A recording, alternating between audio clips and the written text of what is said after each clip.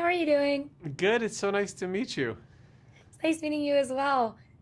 So obviously, when you create a world in a series of novels, it must be kind of surreal to kind of see it come to life in such a way as the movie version of The School for Good and Evil. So I want to know for you, as a creative and an author, what has been the most exciting part about seeing your work come to life on screen? I think for me, it's because you're so used to, as a writer, using the canvas of other people's imaginations to bring something to life.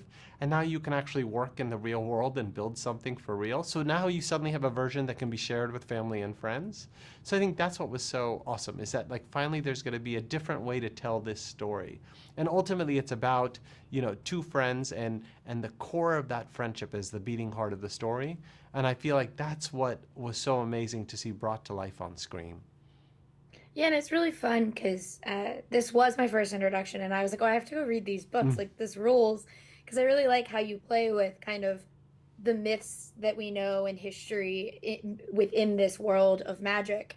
And so, what was your favorite part in creating this world and getting to kind of pull from all of that kind of stuff? I think it's because I grew up sort of empathizing with the villains more than the heroes in the Disney stories. I watched so many Disney movies, and I always thought the villains got short shrift because they always died at the end.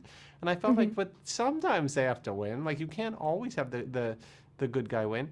And I think that started to get me thinking about how we, all think we're on the good side of the world, and that therefore anybody who's in our way, anybody who's an obstacle, must be destroyed and is evil. And that's not what life is. We're constantly doing evil things every day and good things, and we're sort of in between. And I wanted to create a story where there was so much more balance. And so we weren't just looking at one school, but two.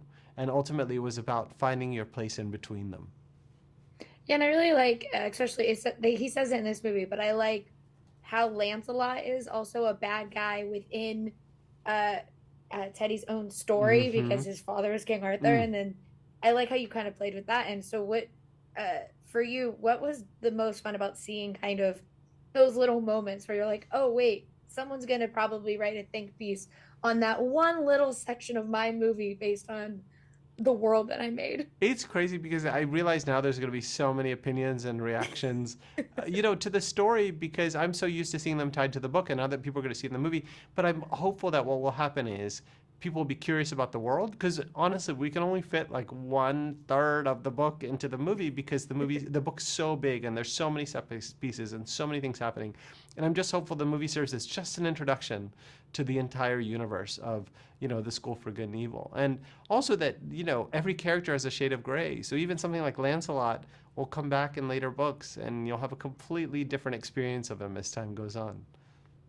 Yeah, I think you hit the nail on the head. I think people will use it as a jumping off point because I know I'm gonna go read all these now because I think this is such a fun movie and world, and I can't wait to see hopefully more of it Yeah, let's on hope. screen. I feel like the world needs him, so for sure.